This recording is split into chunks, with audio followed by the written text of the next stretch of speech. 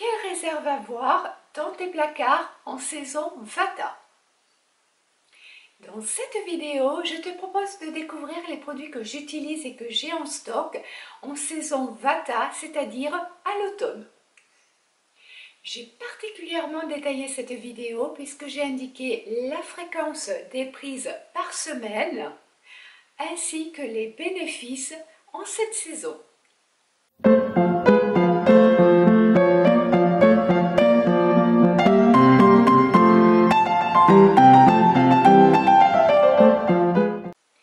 Bonjour, je me nomme Nathalie. Depuis 2018, j'accompagne des consultants en Ayurveda dans leur quotidien.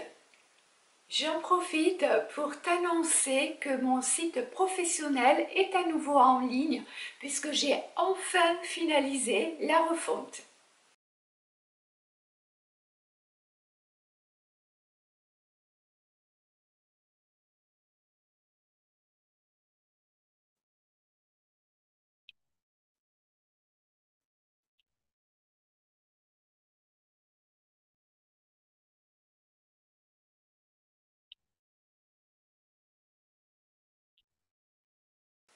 Tu peux me contacter pour prendre un rendez-vous pour une anamnèse ayurvédique ou éventuellement pour échanger sur le sujet.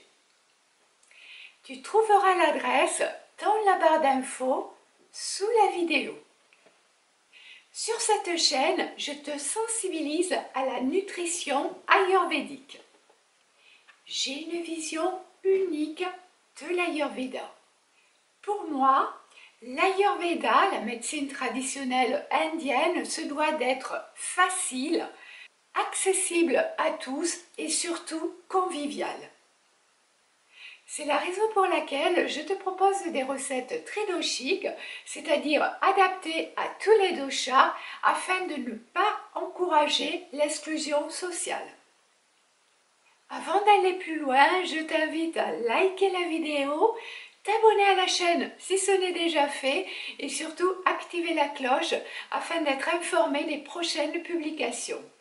Et n'oublie pas de partager les vidéos sur tes réseaux préférés. Pour les nouveaux, ces actions sont essentielles car elles vont permettre à l'algorithme de YouTube d'identifier la chaîne, de la reconnaître et de lui apporter une certaine visibilité. De plus, cela m'encourage à prendre du temps pour concevoir des vidéos et continuer à te proposer du contenu gratuit. Allez, maintenant, place au placard.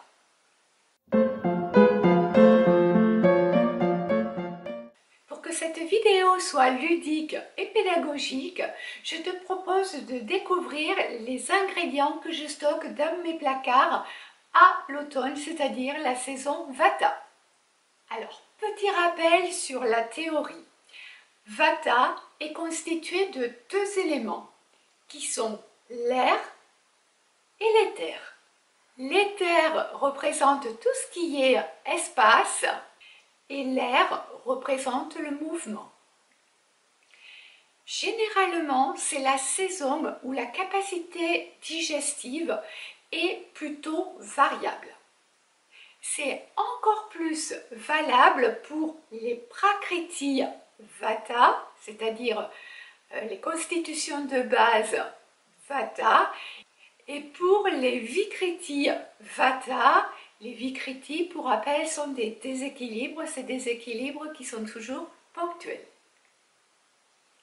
Certains aliments doivent être consommés en petite quantité et particulièrement bien mâchés comme les haricots. Pour les feux digestifs ou acné faibles, je te propose d'utiliser des contrepoisons. En l'occurrence, les contrepoisons des haricots sont l'ail, le poivre noir, le clou de girofle, le gingembre et le piment. Ce sont quelques exemples des contrepoisons qui peuvent être utilisés.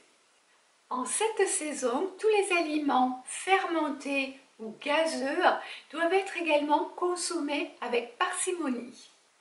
La saveur astringente, qui fait partie des 6 saveurs de l'Ayurveda, a la particularité de dessécher encore plus en cette saison.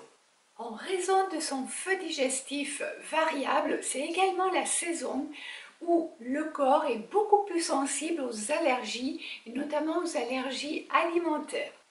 C'est aussi le meilleur moment pour consommer la nourriture en petite quantité, par contre à espace régulier. Bien entendu, chaque personne est unique, aussi n'hésitez pas à écouter votre corps et ou faire appel à un thérapeute en Ayurveda. Alors, dans mon placard, nous allons trouver des fruits de saison. En moyenne, on peut les consommer 1 à 2 fois par jour selon l'Ayurveda. En période Vata, les fruits de saison qui sont particulièrement bons sont les dattes, les figues, les raisins, les citrons, les mangues, les pruneaux. Les fruits moyens sont les pommes cuites, la banane, les oranges, les poires, les kakis et les prunes. Les fruits que l'on va consommer ponctuellement sont la pomme crue et les fruits qui sont plutôt à éviter en cette saison, les fruits secs. Comme tout, il n'y a pas d'interdit de mon point de vue au niveau de l'Ayurveda. Donc si vous avez envie de fruits secs, du fait qu'il a une action desséchante sur l'organisme et qu'en saison Vata l'organisme est particulièrement desséché, à ce moment-là vous pouvez les réhydrater et en les réhydratant vous pourrez les consommer beaucoup plus facilement et seront plus faciles à digérer pour le feu digestif.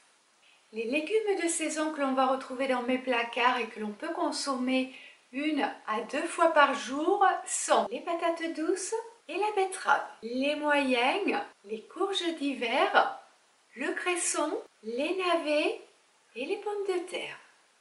Ponctuellement, on pourra consommer des blettes, des salsifis et des épinards. Occasionnellement, on peut retrouver dans les placards du chou, de la salade, des oignons crus et des champignons. Et les fruits de saison qui sont plutôt à éviter en cette saison sont tous les légumes crus. Donc la solution que je vous propose d'un point de vue ayurvédique, c'est tout simplement de les cuire. Voilà, pour pouvoir les consommer en cette saison. On continue avec les céréales. On pourra les consommer 2 à 3 fois par jour. Les céréales qui sont très bonnes et qui sont en quantité importante dans mes placards sont le blé, sous réserve bien sûr de ne pas faire d'allergie au gluten.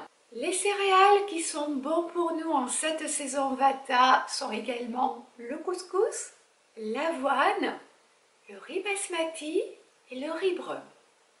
Les céréales moyennes sont l'amarante et le quinoa, tout simplement parce qu'elles sont légèrement plus desséchantes. Celles à consommer ponctuellement en cette saison sont l'orge, le sarrasin, le maïs, le millet et le seigle.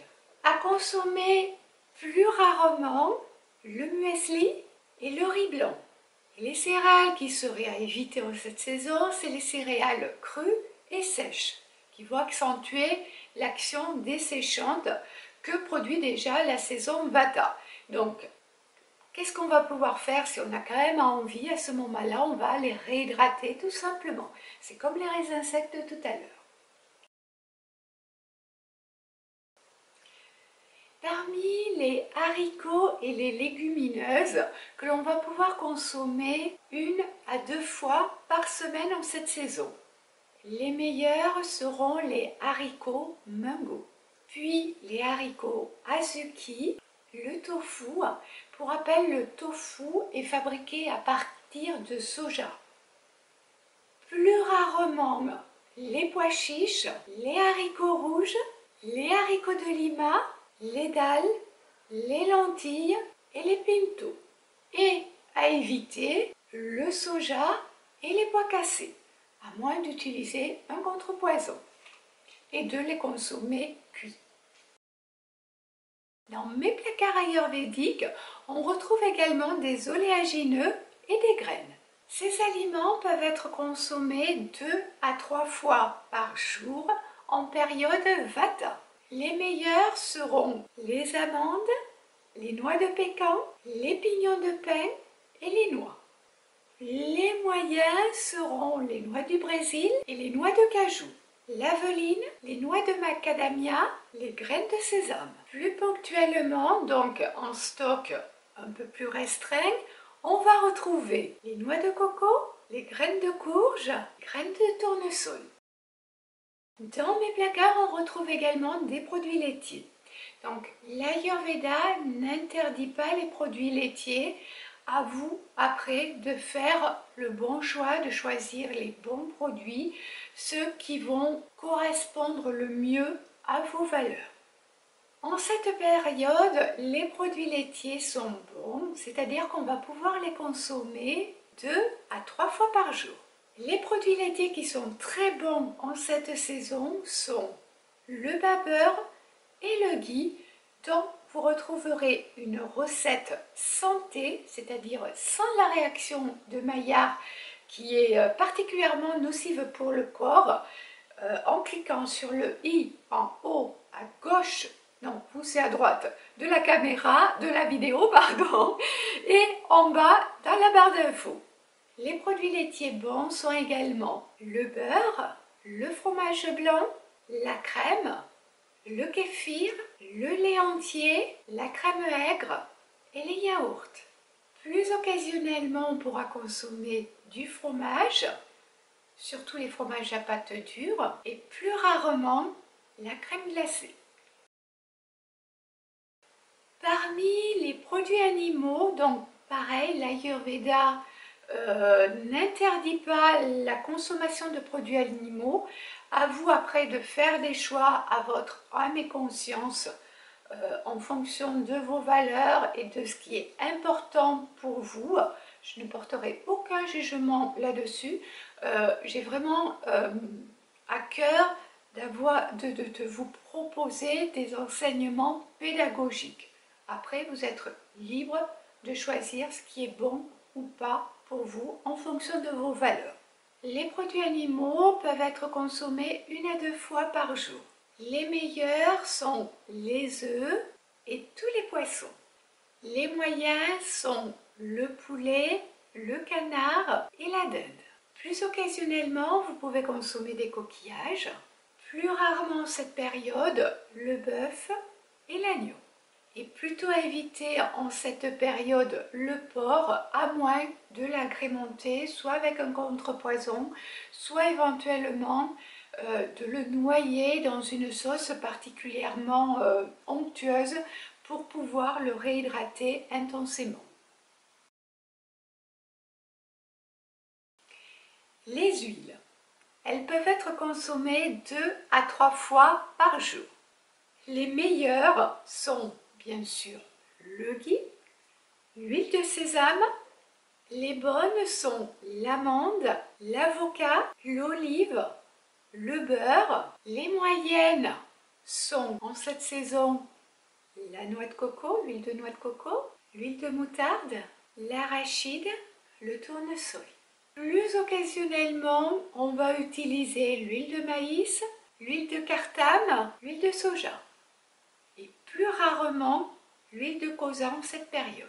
À éviter, alors pour le coup c'est vraiment un aliment que je conseille fortement d'éviter, mais quelle que soit la saison et par rapport à sa toxicité au niveau de l'organisme, c'est la margarine.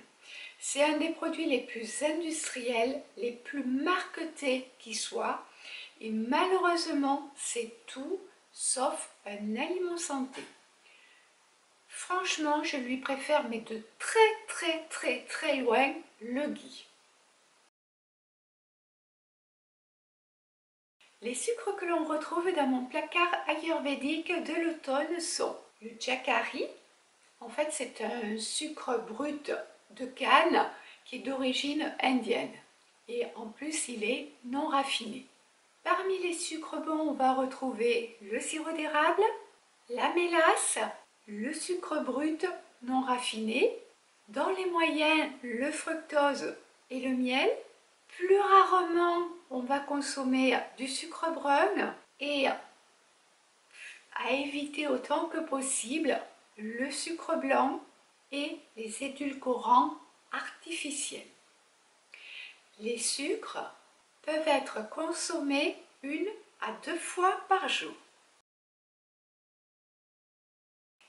Les épices que vous allez retrouver dans mon placard ayurvédique de la saison Vata et que vous allez pouvoir consommer 2 à 3 fois par jour, parmi les très bonnes, le férule persique, la cardamone, le fenouil, l'ail, bien qu'il ait une action très tamasique, c'est-à-dire qu'il va abaisser au maximum l'énergie, mais il a quand même la particularité de contenir plusieurs saveurs.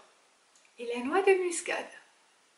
Parmi les bonnes épices, on va retrouver le basilic, la cannelle, le clou de girofle, la coriandre, le cumin, le fenugrec, le gingembre, le sel gemme et le curcuma.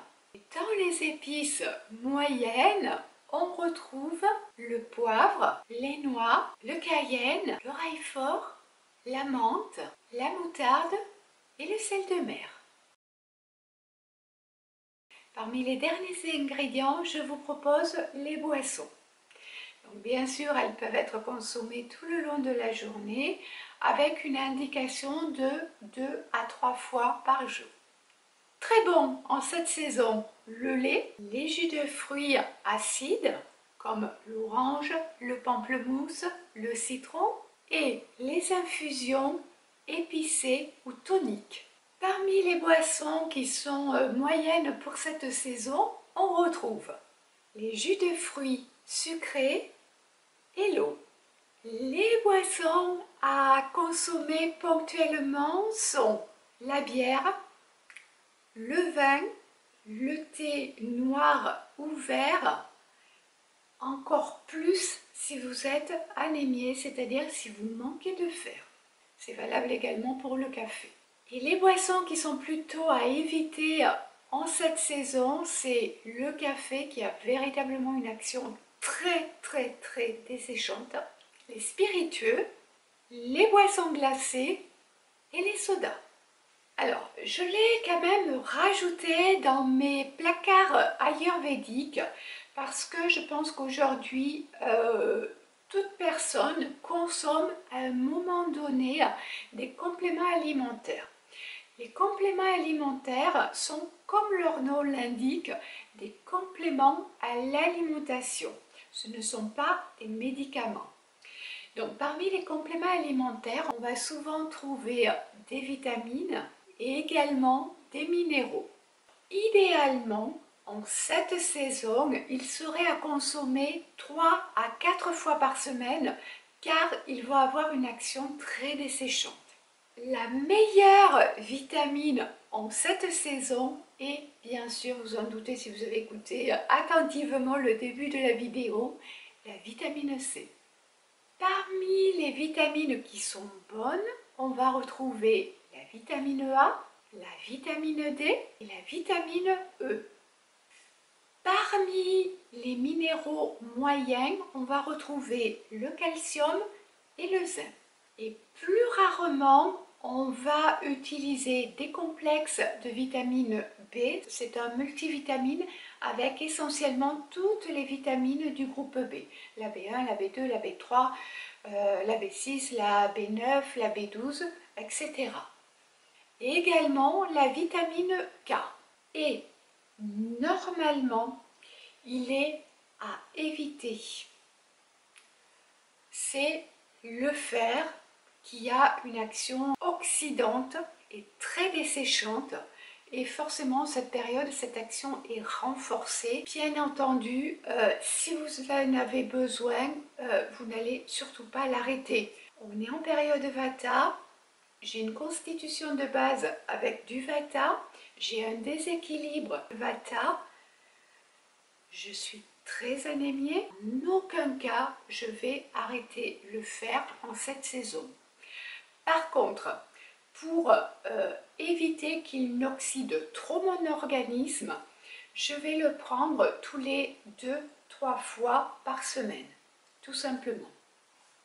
Concernant tout ce qui est micronutrition, je suis en train de me former de façon à pouvoir comprendre en toute logique ce qui est bon et moins bon pour vous.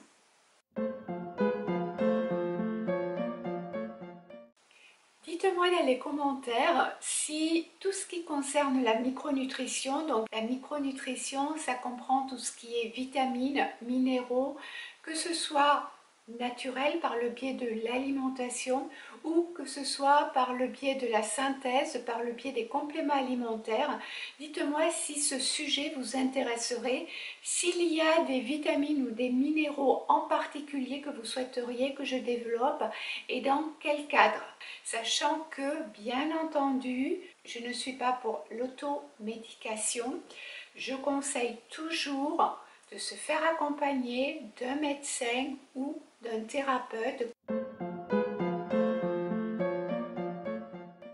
Alors, je vous ai mis un tableau de synthèse que j'utilise au quotidien pour préparer mes menus. Concernant la préparation de ma liste de courses, je développe ce point dans la vidéo Petit budget dont vous trouverez la référence en cliquant sur le i à droite de la vidéo et dans la barre d'infos. Du fait que je la trouve particulièrement pratique, j'ai décidé de vous la partager gratuitement sur ma boutique. Vous trouverez la référence dans la barre d'infos sous la vidéo. Et vous pouvez la télécharger afin de pouvoir en profiter pleinement. Comme toute liste, celle-ci se veut également non exhaustive. À toi d'expérimenter et de trouver ce qui te convient le mieux en cette saison automnale.